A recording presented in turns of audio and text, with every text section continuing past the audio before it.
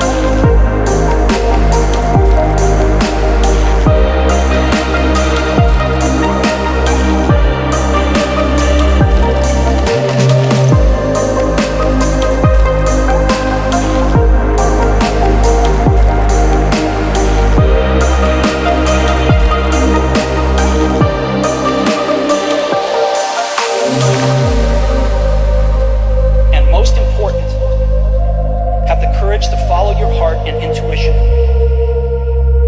They somehow already know what you truly want to become. Everything else is secondary.